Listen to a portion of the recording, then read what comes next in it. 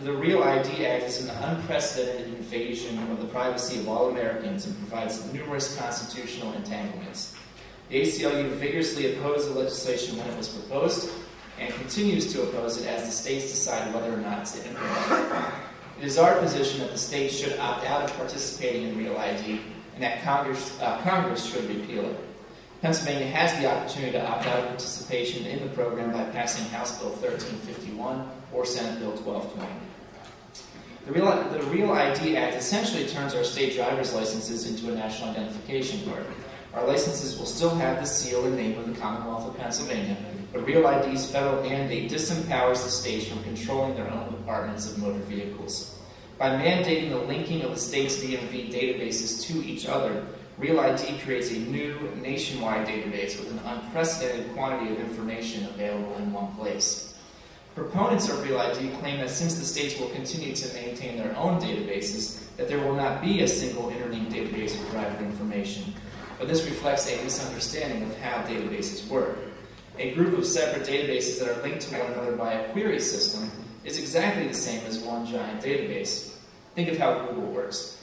Google queries multiple servers for bits of information and returns them to a central site. It does not maintain its own server with all the information available on the internet. It doesn't have to. The Real ID database would work the same way, allowing a DMV employee, federal official, or identity thief to pull up information on a Pennsylvania driver in Alabama, California, or New York, even though that information is technically housed in Pennsylvania. 50 interlinked databases are functionally equivalent to one giant database. The information that will be stored in this database also raises alarms about the invasion of privacy brought on by Real ID. The law requires verification of identification through numerous means, including a birth certificate, social security card, a utility bill, and another form of photo identification. In addition, DMVs must store that information on site. This makes the entire nation's license holders vulnerable to identity theft. We know that DMVs around the country have been breached. In fact, we've heard about it already this morning. And in fact, it happened here in Pennsylvania in 2006.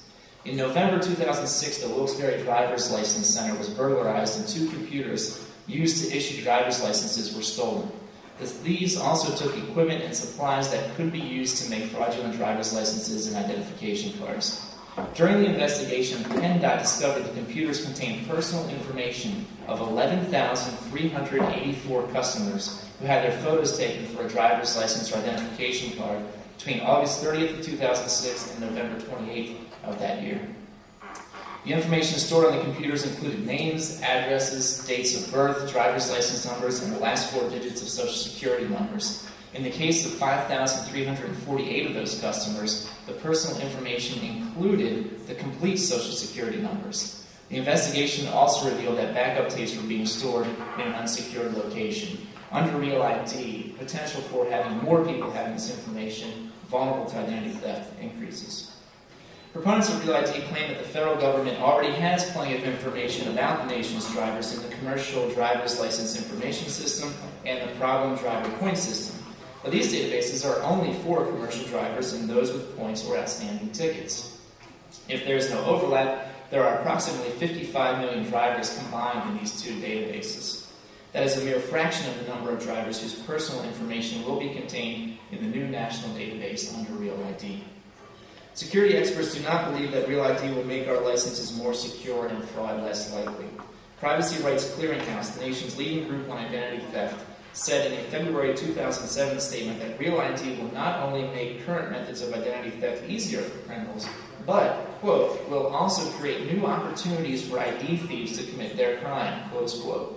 Renowned cryptographer and security expert Bruce Schneier has said, quote, there are security benefits in having a variety of different ID documents. A single national ID is an exceedingly valuable document, and accordingly there's greater incentive to forge it.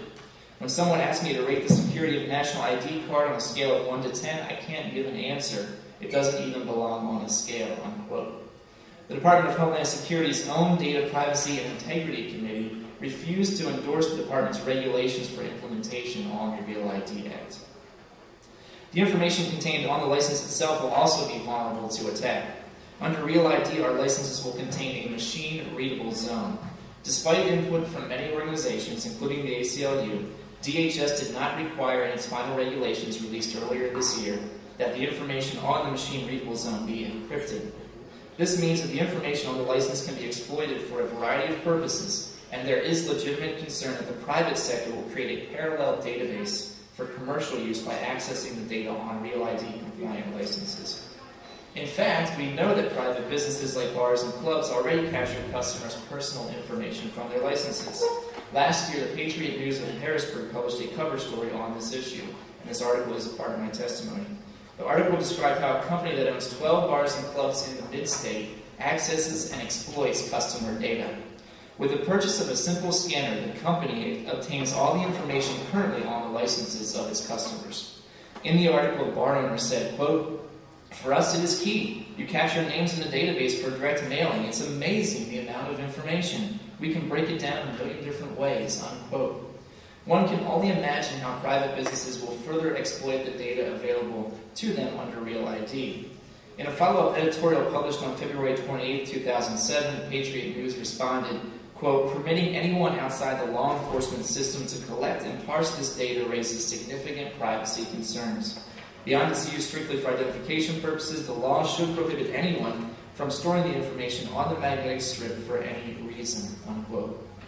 Under Real ID, there is nothing to prevent this kind of exploitation, and as I said, both the article and the editorial are attached to my testimony. Real ID raises numerous constitutional concerns. For example, the photo requirement puts people of numerous faiths in an awkward position.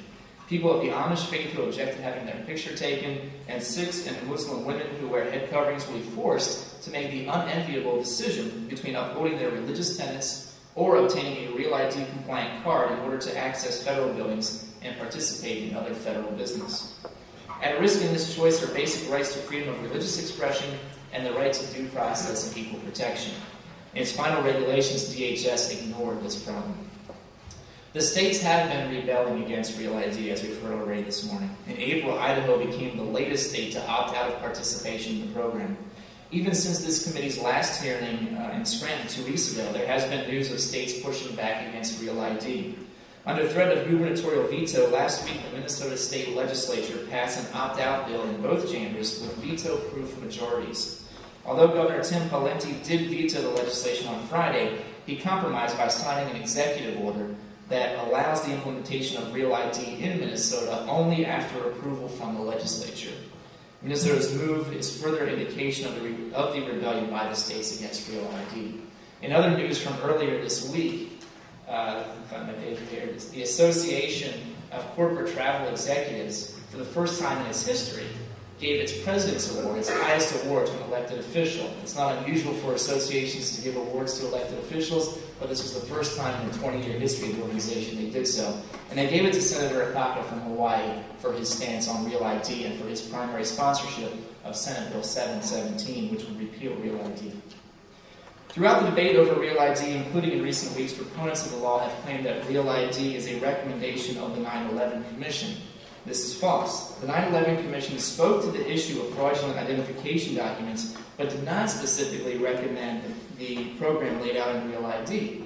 In fact, when Congress passed the Intelligence Reform and Terrorism Prevention Act of 2004 in response to the 9/11 Commission's recommendations, it included a negotiated rulemaking process for increased security in driver's licenses. This process would have allowed the federal government, the states, privacy advocates, and the public an opportunity to participate in creating standards that would balance both security and privacy. This work was underway but was abruptly halted by the passage of Real ID in May 2005, a vote that occurred without hearings and without debate on the floor of the U.S. House or Senate. At the committee's hearing in Scranton on May 8th, committee members emphasized the need to address the problems with Real ID with the Commonwealth's congressional delegation. The ACLU agrees and supports the repeal of Real ID by Congress. We also believe that when states opt out of Real ID, it sends a clear message to our congressional delegation that this program is unacceptable. Real ID is a massive invasion of the privacy of all Americans and presents serious constitutional questions. In addition, testimony at these hearings by PennDOT and the National Conference of State Legislatures has made it clear that the states can address security flaws in licensing without Real ID. The Pennsylvania General Assembly will best serve the interests of the people of this Commonwealth by passing House Bill 1351 and blocking the state's participation in Real ID. House Bill 1351 currently has 90 co-sponsors.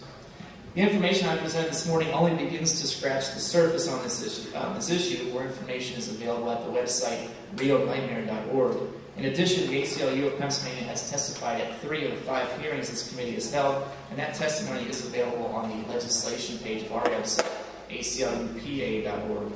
Chairman Thomas, thank you for the opportunity to testify today. Thank you for taking the time and effort to hold these hearings, and I can take questions.